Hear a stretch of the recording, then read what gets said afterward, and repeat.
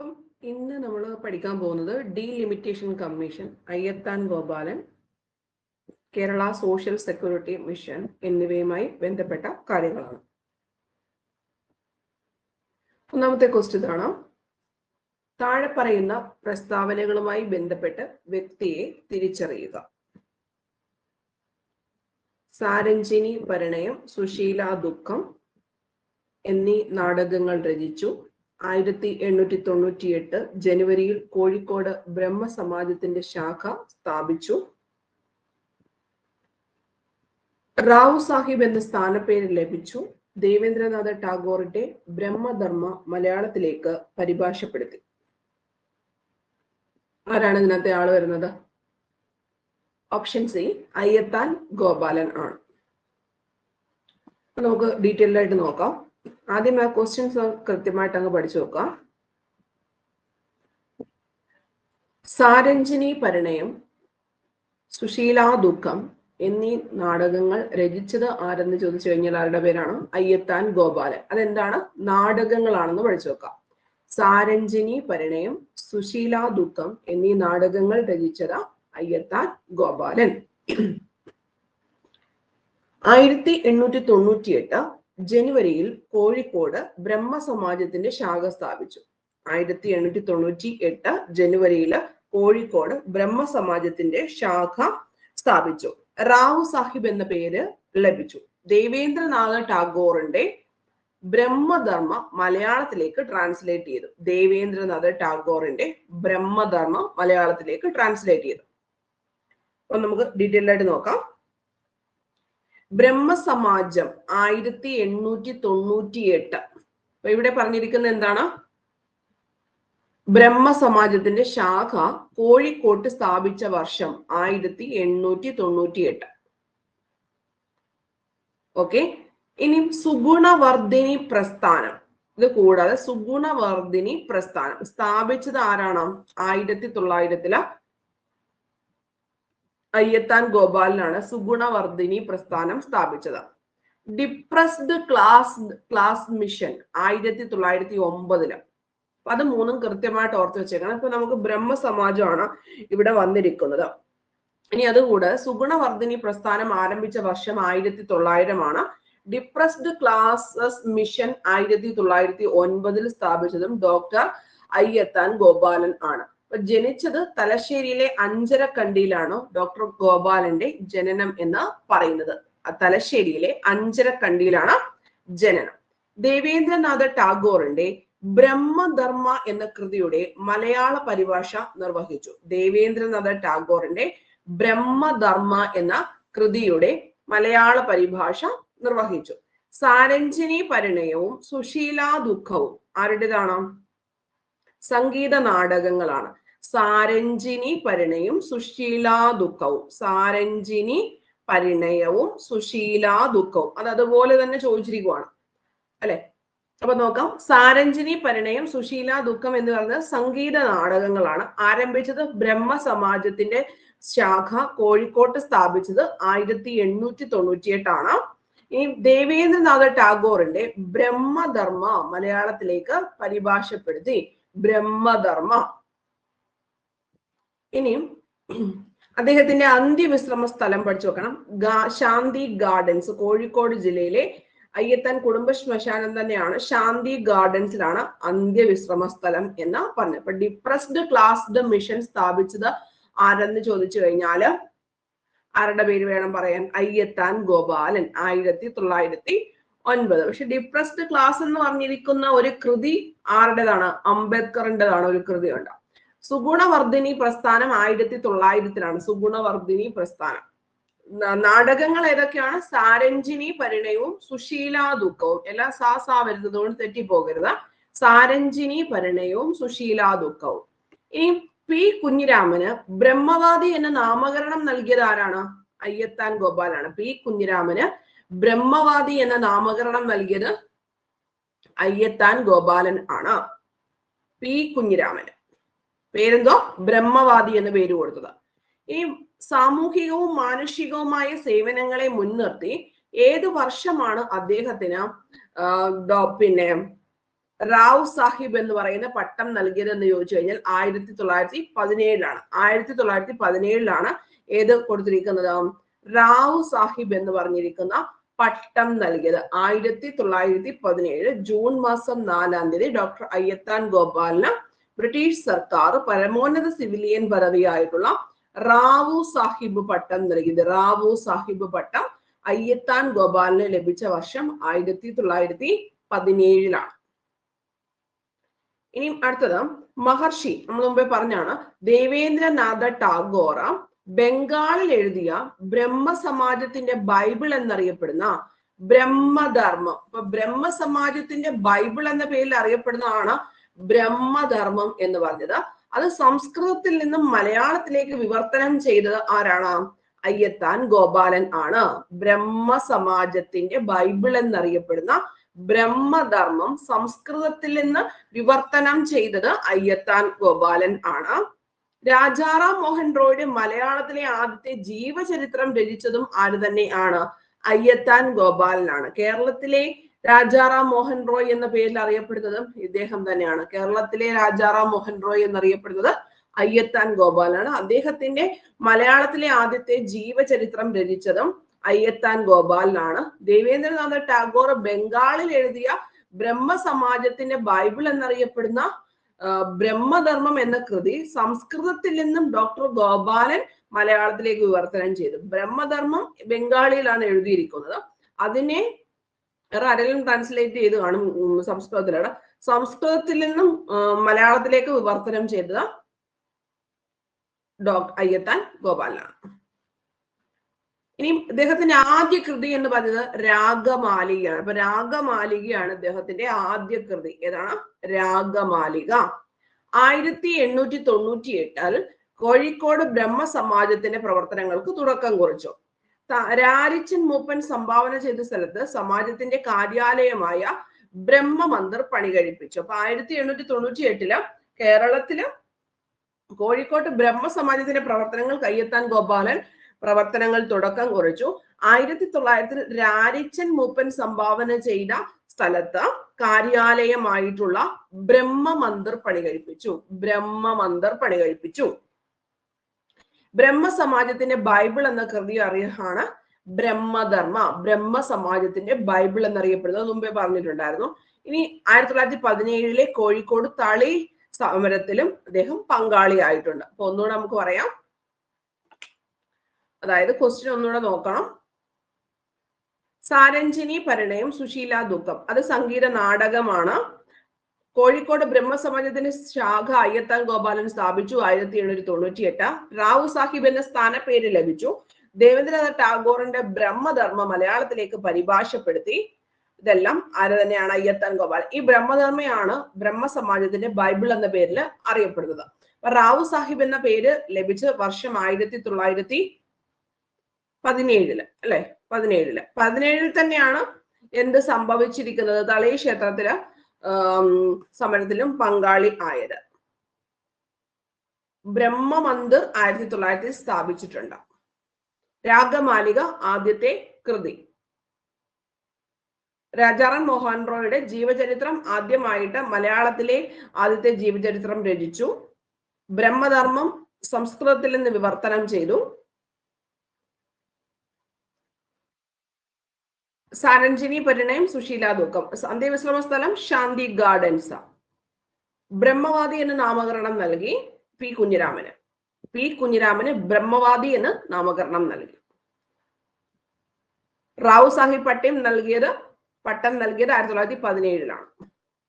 ഇനി രണ്ട് പ്രസ്ഥാനങ്ങളുണ്ട്. സുഗുണവർദ്ധിനി പ്രസ്ഥാനവും ഡിപ്രസ്ഡ് ക്ലാസ് മിഷനും. സുഗുണവർദ്ധിനി പ്രസ്ഥാനം 1900 ഡിപ്രസ്ഡ് ക്ലാസ് മിഷൻ സ്ഥാപിച്ചതും അയ്യത്താൻ ഗോപാലനാണ് 1909. തലശ്ശേരിയിലാണ് അദ്ദേഹം ജനിച്ചത്. മരിച്ചത് 1948 മരിച്ചുപോയത്. ബ്രഹ്മസമാജം 98, സുഗുണവർദ്ധിനി 1900. അതേ വർഷം തന്നെയാണ് ബ്രഹ്മമന്ദിർ സ്ഥാപിച്ചത്. സുഗുണവർദ്ധിനി പ്രസ്ഥാനവും 1900. ഇതെല്ലാം അധസ്ഥിത വർഗങ്ങൾക്കും പിന്നോക്ക സമുദായത്തിലുള്ളവരെയും ഒക്കെ മുന്നോട്ട് കൊണ്ടുവരാൻ വേണ്ടിയിട്ട് സ്ഥാപിച്ചിരുന്ന പ്രസ്ഥാനങ്ങൾ ആണ്. Depressed classes mission 1909. ഇപ്പൊ ഇദ്ദേഹത്തിന്റെ ഒരു സഹോദരിയാണ് ആദ്യത്തെ ഡോക്ടർ എന്നൊക്കെ പറയുന്നത്. കേരളത്തിലെ ആദ്യത്തെ വനിതാ ഡോക്ടർ അയ്യത്താൻ ജാനകി എന്നു. ഓക്കെ, അടുത്ത ചോദ്യം. കേരള സോഷ്യൽ സെക്യൂരിറ്റി മിഷൻ എത്ര അംഗങ്ങൾ ഉണ്ട്? കേരള സോഷ്യൽ സെക്യൂരിറ്റി മിഷനിൽ എത്ര അംഗങ്ങളുണ്ട്?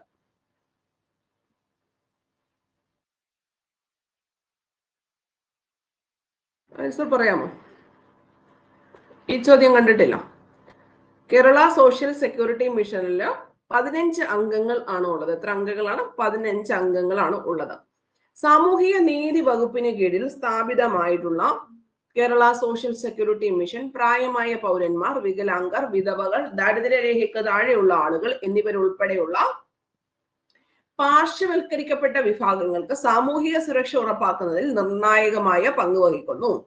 ആർക്കൊക്കെയാണ്? വികലാംഗര്, പ്രായമായ പൗരന്മാര്, വിധവകള്, ദാരിദ്ര്യരേഖയ്ക്ക് താഴെയുള്ളവര് എന്നിവരുൾപ്പെടെയുള്ള പാർശ്വവൽക്കരിക്കപ്പെട്ട വിഭാഗങ്ങൾക്ക് സാമൂഹ്യ സുരക്ഷ ഉറപ്പാക്കുന്നതിൽ നിർണായകമായ പങ്ക് വഹിക്കുന്നുണ്ട്. വിവിധ ക്ഷേമ പരിപാടികൾ, ആരോഗ്യ സംരക്ഷണ സംരംഭങ്ങൾ, സാമ്പത്തിക സഹായ പദ്ധതികൾ എന്നിവ വാഗ്ദാനം ചെയ്തുകൊണ്ട് ഈ സമൂഹങ്ങളുടെ ജീവിത നിലവാരം ഉയർത്താൻ മിഷൻ ശ്രമിക്കുന്നു.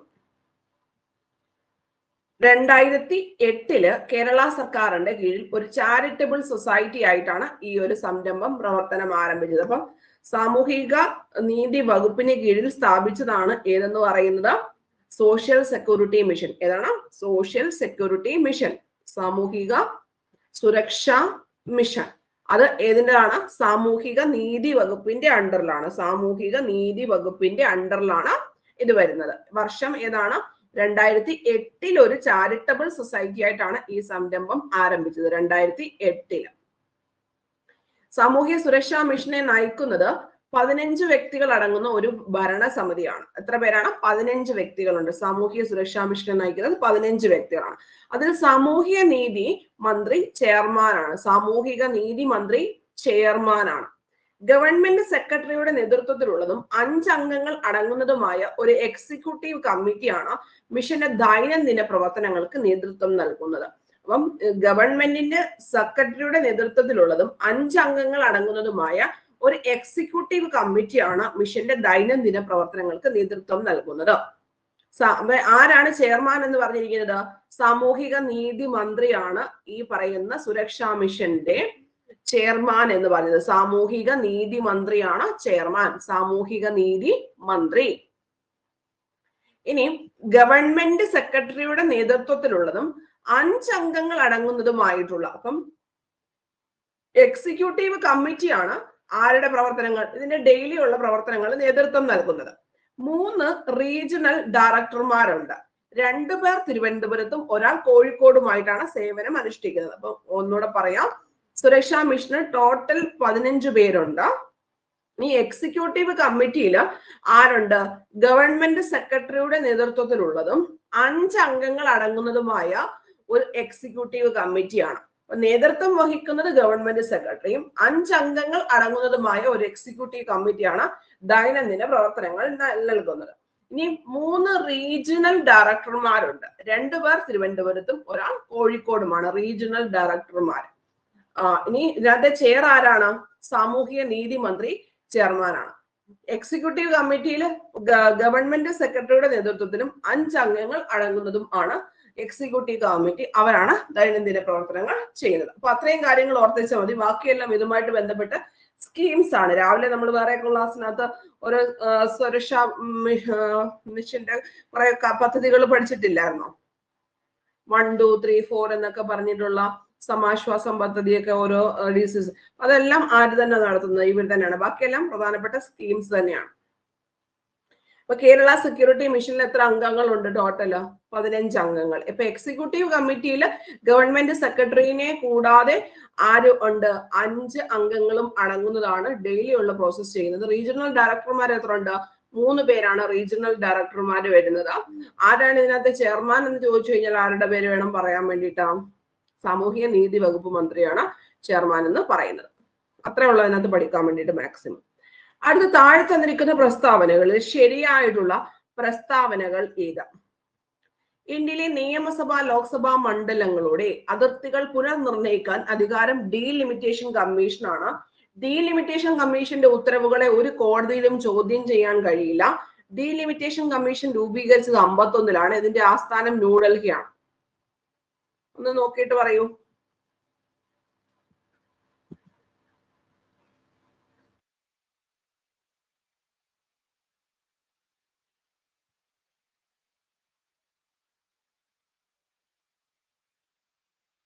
സി എന്നാണോ നിങ്ങൾ പറയുന്നത്? അപ്പൊ ഈ ക്വസ്റ്റ്യനെ PSC ക്യാൻസൽ ചെയ്തിരിക്കുവാണ്. പക്ഷെ എന്നാലും നമ്മളത് പഠിക്കണമല്ലോ ക്വസ്റ്റ്യൻ വന്ന സ്ഥിതിക്ക്. അപ്പൊ അതായത് വളരെ ഇമ്പോർട്ടന്റ് ആയിട്ടുള്ള കുറച്ച് കാര്യങ്ങളാണ് ഇതിനകത്ത് നമ്മൾ പറയാൻ പോകുന്നത്. അതിന് മുമ്പ് ഇപ്പൊ ഡീലിമിറ്റേഷൻ കമ്മീഷൻ എന്ന് പറഞ്ഞിരിക്കുന്നത് രൂപീകരിച്ചത് 1951 തന്നെയാണ്. ആസ്ഥാനം ന്യൂഡൽഹിയാണ്.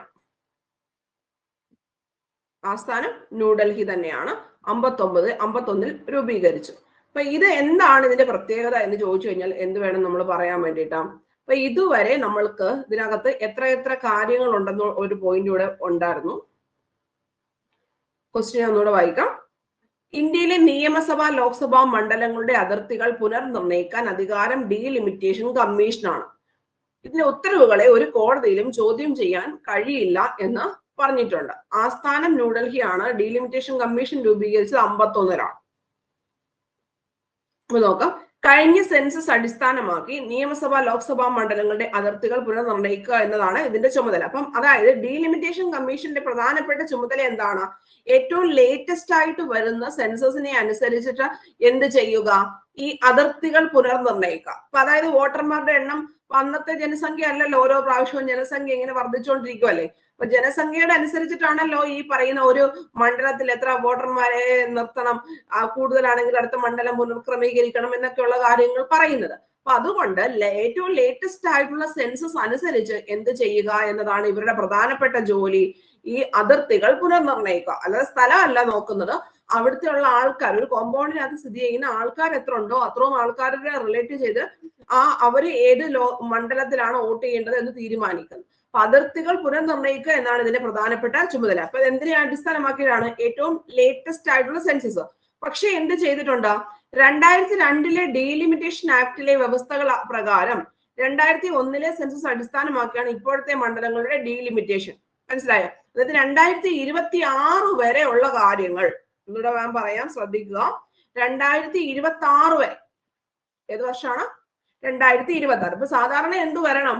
ഓരോ ലേറ്റസ്റ്റ് ആയിട്ട് നമുക്ക് 2011 സെൻസസ് വന്നിട്ടുണ്ട്. ആ സെൻസസിനെ അടിസ്ഥാനമാക്കിയിട്ട് വീണ്ടും പുതിയൊരു ഡീലിമിറ്റേഷൻ കമ്മീഷനെയൊക്കെ നിയമിക്കേണ്ട സമയം കഴിഞ്ഞു. പക്ഷെ ഇവിടെ നിയമം ഉണ്ടാക്കി, 2002 തന്നെ നിയമം ഉണ്ടാക്കിയിട്ടുണ്ട്. 2026 വരെ ഇതിനെ പുനർനിർണയിക്കാൻ പാടില്ല എന്നൊരു നിയമം ഉണ്ടാക്കിയിട്ടുണ്ട്. സോ ഇവിടെ പ്രത്യേകിച്ച് പുതുതായിട്ടുള്ള കമ്മീഷൻസ് ഒന്നും വന്നിട്ടില്ല. ഓക്കെ. അപ്പൊ 2002 ഡീലിമിറ്റേഷൻ ആക്ടിലെ വ്യവസ്ഥകൾ പ്രകാരം 2001 സെൻസസ് അടിസ്ഥാനമാക്കിയാണ് ഇപ്പോഴത്തെ മണ്ഡലങ്ങളുടെ ഡീലിമിറ്റേഷൻ. അപ്പൊ ഒന്നാമത്തെ കമ്മിറ്റിയിൽ അല്ലെങ്കിൽ ഒന്നാമത്തെ സെഷനകത്ത് അപ്പൊ ആദ്യമായിട്ട് രൂപീകരിച്ച വർഷം ഏതാണെന്ന് നമ്മൾ പറഞ്ഞു? 51-ലാണ് ഡീലിമിറ്റേഷൻ കമ്മീഷൻ രൂപീകരിച്ചത്. അപ്പോഴത്തേക്കും ഇന്ത്യ സ്വതന്ത്രമായിട്ടുണ്ട്, സ്വതന്ത്ര ഇന്ത്യയിൽ. ഇനി അതിനുശേഷം എന്തും സംഭവിച്ചിട്ടുണ്ട്? സംസ്ഥാനങ്ങളുടെ പുനർനിർണയം വന്നിട്ടുണ്ട്, അല്ലെ? അതായത് 1956-ലാണ് സംസ്ഥാനങ്ങളെ പുനർനിർണയിച്ചത്. അപ്പൊ എന്ത് ചെയ്യും?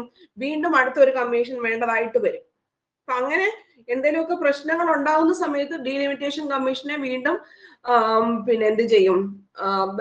പുതുതായിട്ട് അപ്പോയിന്റ് ചെയ്യേണ്ടതായിട്ട് വരും. അപ്പൊ അങ്ങനെ 1951 രൂപീകരിച്ചതിന് പ്രകാരം ഇപ്പൊ ഇവിടെ പറഞ്ഞു 52-ലാണല്ലോ, 51, 52 കാലഘട്ടങ്ങളിലാണല്ലോ ലോക്സഭയുടെ ഇലക്ഷൻസ് ഒക്കെ നടന്ന കാര്യങ്ങളൊക്കെ നിങ്ങൾക്ക് ഓർമ്മയുണ്ടല്ലോ. അപ്പൊ അതിന് ശേഷം, അതായത് ആ ഒരു ടൈമിൽ സെൻസസ് എടുത്തതിന് ശേഷം എന്ത് വന്നിട്ടുണ്ട്?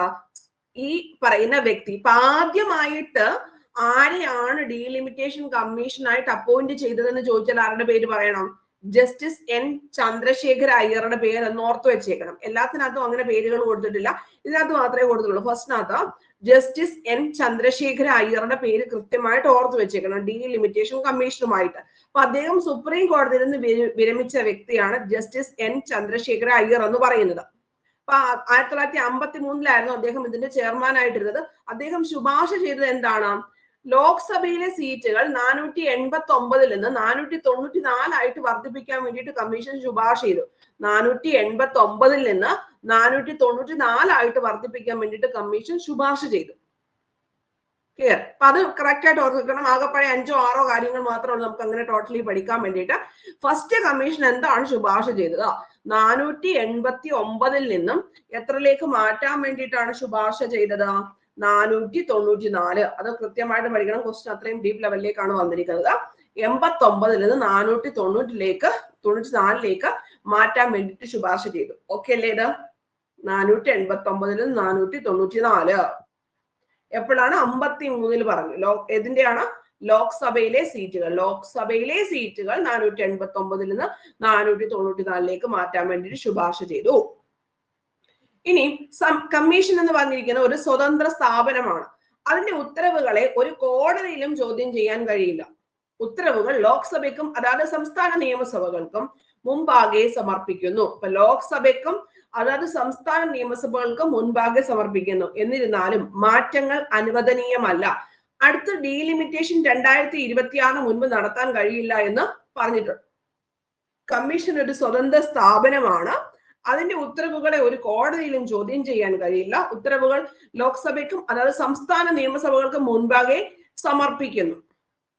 മനസ്സിലായോ? ഇത് എവിടെ ചെന്ന് ചോദ്യം ചെയ്യാൻ പാടില്ല? കോടതിയിൽ.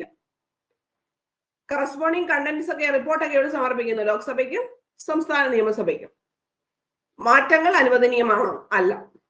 ഡീലിമിറ്റേഷൻ 2026 മുൻപ് നടത്താൻ കഴിയത്തില്ലെന്നും ലേറ്റസ്റ്റ് 2002 പറഞ്ഞിട്ടുണ്ട്. ഇനി നോക്കിക്കേ, 52, 62, 72 ഓരോ 10 വർഷം കൂടുമ്പോഴാണല്ലോ നമുക്ക് സെൻസസ് നടത്തിക്കൊണ്ടിരിക്കുന്നത്. 52, 62, 72. പിന്നെ അതിനുശേഷം ബ്രേക്ക് വന്നു. പിന്നെ 2002 വീണ്ടും ഡീലിമിറ്റേഷൻ കമ്മീഷന്റെ നിയമങ്ങൾ പ്രകാരം 53, 63 കുറച്ച് വ്യത്യാസം വരും കേട്ടോ. അതായത് ചിലപ്പോൾ ആ വർഷം തന്നെ അങ്ങ് പുതുതായിട്ട് അങ്ങ് കോൺസ്റ്റിറ്റ്യൂട്ട് ചെയ്യും. അതേ വർഷം തന്നെ. ചില വ്യത്യാസം ഇച്ചിരി അങ്ങോട്ടുണ്ട്. അത് നമുക്കൊരു പ്രശ്നമല്ല. ഏതൊക്കെ വർഷങ്ങളിലാണ് നിയമങ്ങൾ പ്രകാരം ഇത് വന്നിരിക്കുന്നു, കമ്മീഷൻ രൂപീകരിച്ചു. അതായത് നമുക്ക് ഇതൊരു സ്വതന്ത്ര ബോഡി ആയതുകൊണ്ട് ഒരു ആക്ടിന്റെ പിൻബലത്തോടു കൂടിയിട്ട് നടത്തുന്നതായിരിക്കുമല്ലോ. അപ്പൊ എന്ത് ചെയ്യും? ആ വർഷം ആ നിയമം പാസ്സാക്കിയിട്ട് തൊട്ടടുത്ത വർഷമോ അതേ വർഷം തന്നെ എന്ത് ചെയ്യാം? കമ്മീഷനെ രൂപീകരിക്കുക. ഒരു കമ്മീഷൻ വേണമെങ്കിൽ എന്തുണ്ടായിരിക്കണം? ഒരു നിയമം ഉണ്ടായിരിക്കണം, അല്ലെ? അപ്പൊ അതുകൊണ്ടാണ് 52, 62, 72, 2002 ആ 4 വർഷങ്ങൾ നിങ്ങൾ പഠിച്ചു വെക്കണം. അതിന് തൊട്ടനുബന്ധമായിട്ട് തന്നെ എന്ത് വന്നിട്ടുണ്ട്? ഈ കമ്മീഷൻസ് വന്നിട്ടുണ്ട്. അപ്പൊ ഇതിനുമായി ബന്ധപ്പെട്ട നിയമങ്ങളാണ് 52, 62, 72. 10 വർഷം അടുപ്പിച്ചു വന്നു. 52, 62, 72. പിന്നെ അതിനുശേഷം എത്രയോ വർഷങ്ങൾക്ക് ശേഷമാണ് വന്നിരിക്കുന്നത്? 2002 ആയപ്പോഴാണ് വന്നത്. 53 എന്ന് പറഞ്ഞ കമ്മീഷനാണ്. ഇത് നിയമങ്ങൾ ഉണ്ടാക്കിയത് പഠിക്കണേ. 52, 62, 72. കാര്യം സെൻസസ് നടന്നിരിക്കുന്ന അതേ വർഷം തന്നെ നിയമം ഉണ്ടാക്കും. 52, 62. അതായത് ആദ്യമായിട്ട് ഈ പിന്നെ ലിമിറ്റേഷൻ കമ്മീഷൻ രൂപീകരിച്ചു 51 അല്ലെ? ഇനി 52, 62, 72, 2002 എന്ത് ചെയ്തു? നിയമങ്ങൾ അല്ലെങ്കിൽ ആക്ട് പ്രകാരം 4 തവണ ഡീലിമിറ്റേഷൻ കമ്മീഷൻ. ഇപ്പൊ ലേറ്റസ്റ്റ് ആയിട്ട് 2026 വരെ യാതൊരുവിധ ചേഞ്ചസും ഉണ്ടാവാൻ പാടില്ല എന്ന് പറഞ്ഞിരിക്കുന്നത് ഏതിൽ പറഞ്ഞിരിക്കുന്നതാണ്? ഈ 2002 പറഞ്ഞിരിക്കുന്നതാണ്. മനസ്സിലായോ? ഇനി 2001 സെൻസസ് വരെ കേന്ദ്ര സർക്കാർ 76 അതിർത്തി നിർണയം നിർത്തിവെച്ചിരുന്നു. അതായത് കേന്ദ്ര സർക്കാർ ഈ പറഞ്ഞിരിക്കുന്ന 72ാമത്തെ നിയമമുണ്ട്, അതിനനുസരിച്ച് എന്ത് ചെയ്തു? ഓട്ടോമാറ്റിക്കലി അത് പ്രകാരം നിർത്തിവെച്ചേക്കുമായിരുന്നു. മനസ്സിലാവുന്നോ? അതായത് 72 നിയമം മൂലം ഉണ്ടായിരുന്നു. അപ്പൊ അതിനനുസരിച്ച് നെക്സ്റ്റ് അടുത്ത നടത്തേണ്ടത് എന്നായിരുന്നു? 1982 നടത്തേണ്ടത്. പക്ഷെ 2001 സെൻസസ് വന്നു. സെൻസസ് വന്ന സമയത്ത് എന്ത് ചെയ്തിട്ടില്ല? അതായത് 2001 സെൻസസ് വരെ 76 നിർത്തിവെച്ചിരിക്കുന്ന സംഭവം എന്ത് ചെയ്യരുതെന്ന് പറഞ്ഞിട്ടുണ്ടായിരുന്നു. അതായത് ഇപ്പൊ നമുക്കൊരു ബ്രേക്ക് തന്നിട്ടുണ്ട്. ശരിയല്ലേ? അതായത് 2002 ശേഷം നിങ്ങൾക്ക് ഞാൻ പറയുന്നത് മനസ്സിലാവുന്നുണ്ട്. 2002 ശേഷം വന്നിരിക്കുന്ന ആ ഒരു ആക്ട് പ്രകാരം ഡീലിമിറ്റേഷൻ കമ്മീഷൻ എന്താണോ അതിർത്തി ലോക്സഭയ്ക്കും നിയമസഭയ്ക്കും കൊണ്ടുവച്ചിരിക്കുന്നത് അവിടെ യാതൊരുവിധ വ്യത്യാസവും വരുത്താൻ പാടില്ല. ഏതുവരെ? 2026 വരെ. 26. ഇനി ഇവിടെ എന്തോ പറഞ്ഞേക്കുന്നത്? 2001 വരെ നിങ്ങൾ ഒന്നും ചെയ്യരുതെന്ന് പറഞ്ഞിട്ട് എന്ന് ബ്ലോക്ക് ചെയ്തിട്ടുണ്ട്? 76 ലോക്ക് ചെയ്ത് വെച്ചിട്ടുണ്ട്. മനസ്സിലായോ? ആ 76 ലോക്ക് ചെയ്യുന്ന നിയമം ഏതാ? 72 ആക്ട് പ്രകാരമാണ്. മനസ്സിലായോ? ഒന്നുകൂടെ പറഞ്ഞുതരാം. അതായത് നമ്മുടെ കമ്മീഷൻ 1951 വന്നു, അതൊക്കെ. ഇനി 52, 62, 72, 2002. ഈ 2002 നിയമപ്രകാരം എന്തിനെ മാത്രമേ ഇനി അടുത്തത് പിന്നെ അതിർത്തി പുനർനിർണയിക്കാൻ പാടുള്ളൂ? 26. ഇനി 2001 വരെ എന്ത് ചെയ്യരുതെന്ന് പറഞ്ഞിട്ടുണ്ട്. 2001 അടുത്ത സെൻസസ് വരുന്നത്, ഓരോ 10 വർഷം കൂടുമ്പോൾ. ആ 2001 വരുന്നതിന് മുമ്പ് ഇവിടെ ലാസ്റ്റ് ഏതായിരുന്നു? 72 അപ്പൊ ഏത് വർഷത്തിൽ നിർത്തിവെച്ചു എന്നാണ് ഇവിടെ പറയുന്നത്? 76 ബ്ലോക്ക് ചെയ്ത് വെച്ചിരുന്നു. എന്തിനു വേണ്ടിയിട്ടാണ്? സംസ്ഥാനങ്ങളുടെ കുടുംബാസൂത്രണ പരിപാടികൾ ലോക്സഭയിലെ അവരുടെ രാഷ്ട്രീയ പ്രാതിനിധ്യത്തെ ബാധിക്കത്തില്ല. അതായത് കുടുംബാസൂത്രണം ഒക്കെ ആണല്ലോ ഇതുമായി ബന്ധപ്പെട്ട്. സെൻസസിന്റെ പ്രധാനപ്പെട്ട അടിസ്ഥാനം എന്തുവാ? ജനസംഖ്യയാണ്. അപ്പം അതുകൊണ്ടാണ് 1976 അതിർത്തി നിർണയം നിർത്തിവെച്ചിരുന്നു. പിന്നീട് അതിനുശേഷം 2002 ആക്ട് പ്രകാരം എന്ത് പറഞ്ഞിട്ടുണ്ട്? 2026 വരെ ഇപ്പൊ കണ്ടിന്യൂ ചെയ്ത് പോകുന്നത് പോലെ പോകട്ടെ, യാതൊരു എഡിഷൻസും അവിടെ വരുത്തരുതെന്ന് പറഞ്ഞിട്ടുണ്ട്. മനസ്സിലായോ? അതായത് നമുക്കിപ്പം 542 എന്ന് പറയുന്ന സംഖ്യയിൽ നിന്ന് 543 മാറ്റിയതൊക്കെ ആരുടെ ശുപാർശ പ്രകാരമാണ്? ഈ ലോക്സഭയുടെ സീറ്റൊക്കെ കൂട്ടുന്നതും കുറയ്ക്കുന്നതും, സിക്കിമിന്റെ 32 ആക്കുന്നതും, ഉത്തർപ്രദേശിന്റെ കൂട്ടുന്നതും കുറയ്ക്കുന്നതും ഒക്കെ ആരുടെയാണ്? ഈ ഡീലിമിറ്റേഷൻ കമ്മീഷന്റെ ശുപാർശ പ്രകാരമാണ് ഈ കാര്യങ്ങളെല്ലാം ചെയ്യുന്നത്. മനസ്സിലായോ? ലോക്സഭയുടെ സീറ്റിന്റെ വിതരണങ്ങളെല്ലാം കൈകാര്യം ചെയ്യുന്നത് ആരുമാണ്? ഈ ഡീലിമിറ്റേഷൻ കമ്മീഷനാണ് ആക്ച്വലി. അപ്പൊ അതാണ് അതിർത്തി നിർണയം എന്ന് പറയുന്നത്. ഇനി ഞാൻ 1-2 കാര്യങ്ങളോട് ഇതിനകത്ത് പറയാൻ വേണ്ടിയിട്ടുണ്ട്, അതുകൊണ്ട് ഒന്ന് പറഞ്ഞേക്കാം. ഞാൻ ആ സ്ലൈഡ് പിന്നെ ഗ്രൂപ്പിൽ അങ്ങ് ഷെയർ ചെയ്തേക്കാം പിന്നീട് കേട്ടോ. ഞാൻ ഇതിനകത്ത് അറ്റാച്ച് ചെയ്തില്ല, ഞാൻ ഇവിടെ അറ്റാച്ച് ചെയ്തു എന്ന് വിചാരിച്ചു. അപ്പൊ അതോടെ അങ്ങ് പഠിപ്പിച്ചു കഴിഞ്ഞാൽ ആ പരിപാടി അങ്ങ് കഴിയുമല്ലോ. അത്യാവശ്യം കാര്യം മനസ്സിലായോ?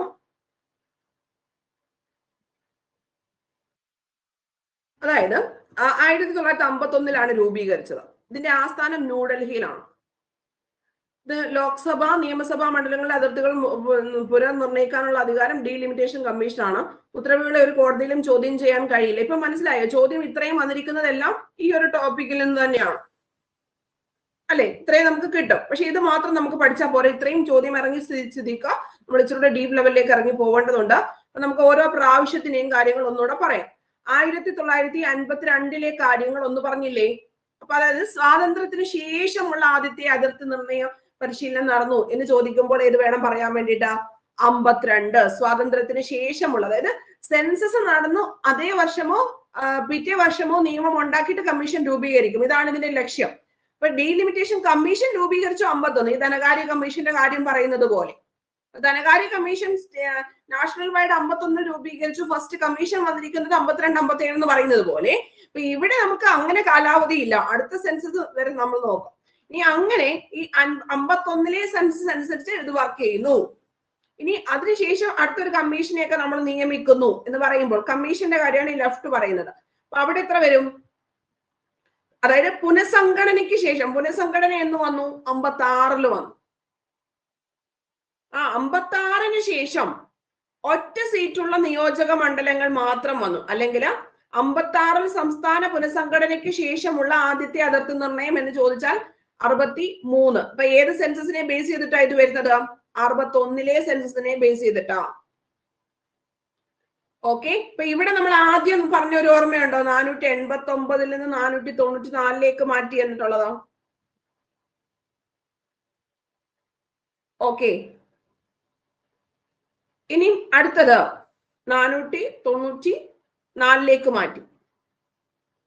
അടുത്തതെന്ന് പറഞ്ഞത് 1971 സെൻസസ് അനുസരിച്ച് വന്നിരിക്കുന്നു, അല്ലേ?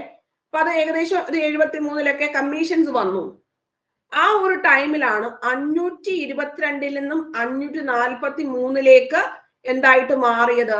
ലോക്സഭാ സീറ്റുകളുടെ എണ്ണം വർദ്ധിപ്പിച്ചത്. ഓക്കെ. ഇനി അടുത്തത് 2002. ഞാൻ ഒന്നുകൂടെ പറഞ്ഞുതരാം, സോരല്ല. ലോക്സഭാ സീറ്റുകളുടെ എണ്ണത്തിലോ നോ ചേഞ്ച്. അടുത്തത് 2026.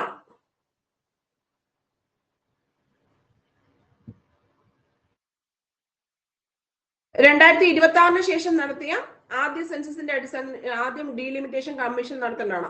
2026 ശേഷം നടത്തിയ ആദ്യ സെൻസസിന്റെ അടിസ്ഥാനത്തിൽ ഡീലിമിറ്റേഷൻ നടത്തണം. ഈ 2026 വരെ ഒരു ചേഞ്ചും വരുത്തരുതെന്ന് പറഞ്ഞിട്ടുണ്ട്. അപ്പൊ ഇതിനകത്ത് നമുക്ക് പ്രത്യേകിച്ച് ഒന്നും പഠിക്കാൻ വേണ്ടിയിട്ടില്ല.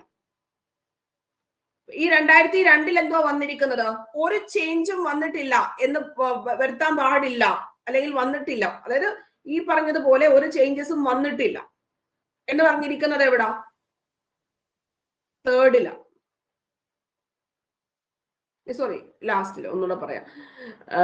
എവിടാണ്? No change. ഞാൻ എന്തോ പറഞ്ഞത് ഞാൻ ശ്രദ്ധിച്ചില്ല, വേറെ ലോകത്തേക്ക് പോയി. എന്താ പറഞ്ഞേ? 2000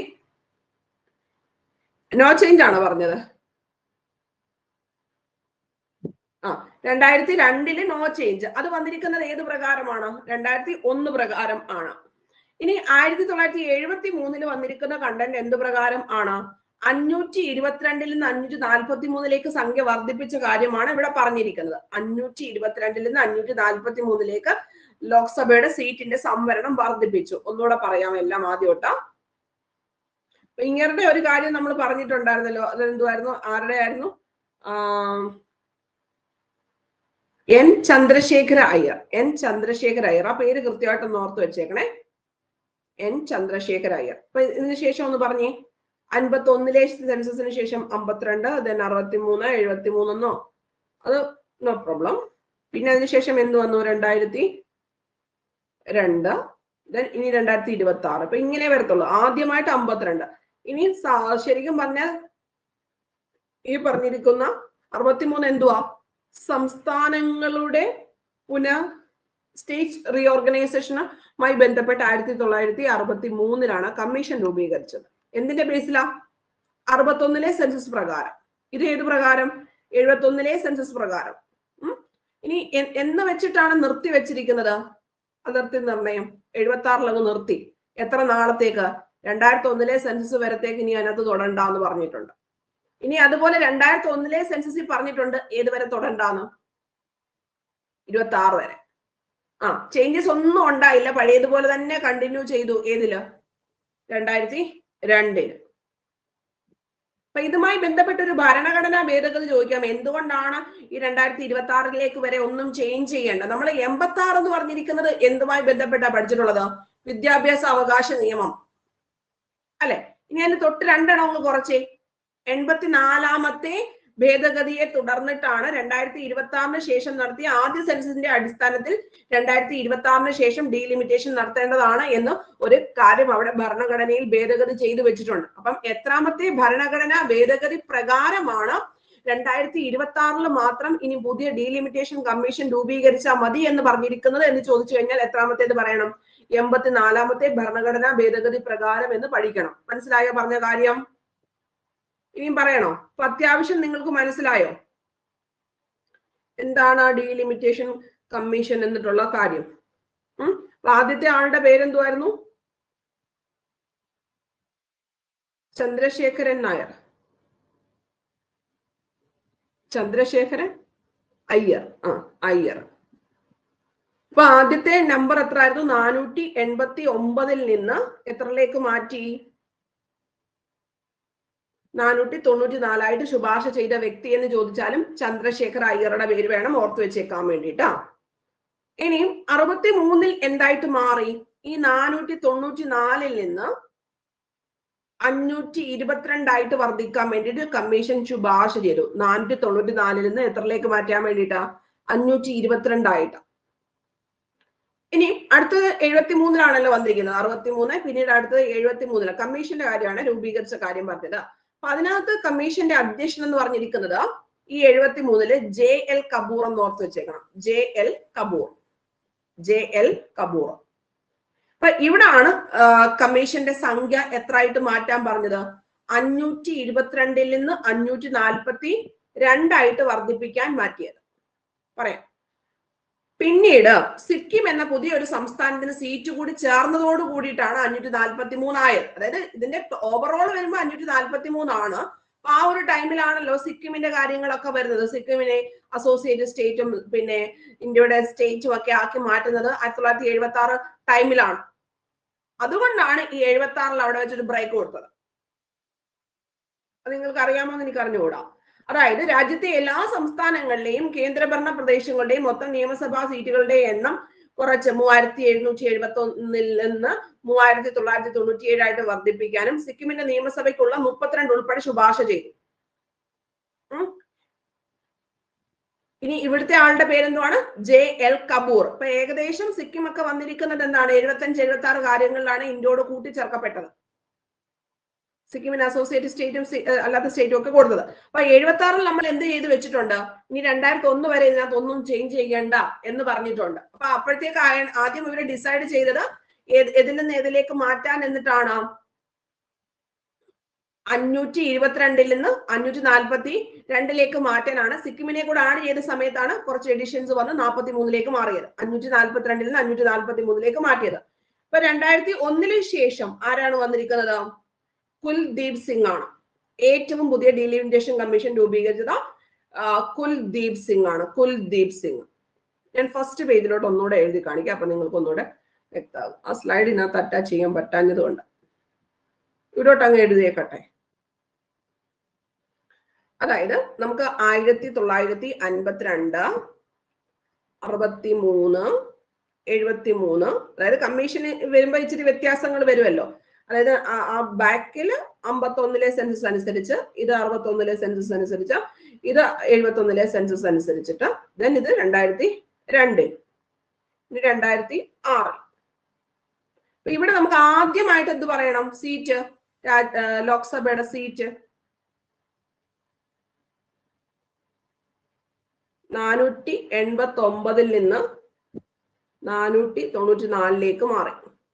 ദെൻ 494-ൽ നിന്ന് 522-ലേക്ക് മാറി. ദെൻ 522-ൽ നിന്ന് ആദ്യം 542-ലേക്ക് മാറി. പ്ലസ് സിക്കിമൂടെ ചേർത്തപ്പം എത്രയായി? 543 ആയി. ഇനി ഈ ഒരു 544 കണ്ടിന്യൂ ചെയ്തു, നോ ചേഞ്ച്. 2026 വരത്തേക്ക് എന്ത് ചെയ്യരുതെന്നാണ്? യാതൊരുവിധ വ്യത്യാസവും ഇതുപോലെ തന്നെ വരുത്തരുത് എന്നിട്ടാണ് പറഞ്ഞിരിക്കുന്നത്. ഇത് ഇത്രയും മനസ്സിലായോ? 489-ന് 494, 494-ന് 522, 522-ന് 542, പിന്നെ അതിനുശേഷം നോ ചേഞ്ച്. ഇപ്പൊ ഇവിടെ നമുക്ക് 76-ൽ വെച്ചിട്ട് എൻഡ് ചെയ്തിട്ടുള്ള അല്ലെങ്കിൽ സ്റ്റോപ്പ് ചെയ്ത് വെച്ചിട്ടുള്ള കാര്യവും നമ്മൾ ഓർത്ത് വെച്ചേക്കണം. 2001 വരെ 1-ലെ സെൻസസിന് ശേഷം മാത്രമേ എന്തെങ്കിലും എഡിറ്റ് ചെയ്യാവൂ. ആ 2002-ൽ എന്ത് പറഞ്ഞിട്ടുണ്ട്? നോ ചേഞ്ച് ആണ്. അതെന്തുകൊണ്ടാണ്? കുടുംബാസൂത്രണം തുടങ്ങിയ പരിപാടികളൊക്കെ സംസ്ഥാനവുമായി ബന്ധപ്പെട്ട് ഇതൊക്കെ അതിനകത്ത് വന്നത് കൊണ്ടാണ്. അപ്പൊ ഇനി ഒന്നാമത്തെ ആളുടെ പേരെന്തുവായിരുന്നു? എന്തോ അയ്യറാണ്? ചന്ദ്രശേഖര അയ്യർ അല്ലെ? രണ്ടാമത്തെ ആളുടെ പേരില്ല. മൂന്നാമത്തത് JL കപൂർ. JL കപൂർ. 2002-ലോ കുൽദീപ് സിംഗ്.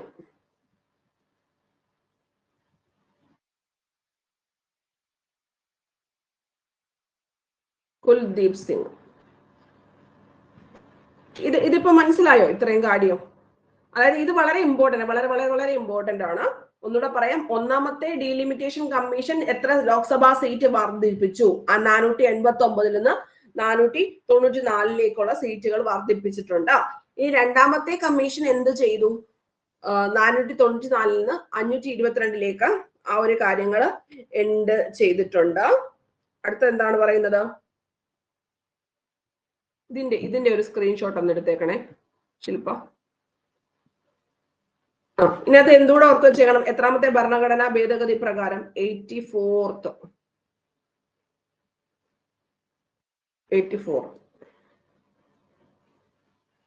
അത്രയും പഠിച്ചോ?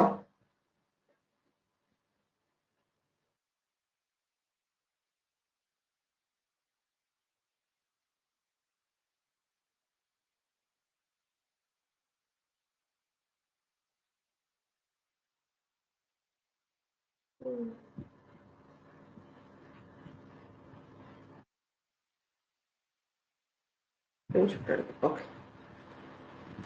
522, 522, 542 സിക്കിം. JL കപൂർ, കുൽദീപ് സിംഗ്, ചന്ദ്രശേഖര അയ്യർ. രണ്ടാമത്തെ ആളുടെ പേര് പറഞ്ഞിട്ടില്ല. അത്രയും കാര്യങ്ങൾ ഇന്ന് പഠിച്ചാൽ മതി. അപ്പം ഇന്ന് റിവിഷൻ ചെയ്യാനുള്ള കാര്യങ്ങൾ ഞാൻ നാളെ റിവിഷൻ ചെയ്യിപ്പിക്കാം. ഇന്ന് പഠിക്കാനുള്ള സംഭവങ്ങൾ തന്നെ നാളെ നോക്കിയിട്ട് വന്നാൽ മതി കേട്ടോ. ഓക്കെ, ഫയൽ വന്നോ നോക്കൂ.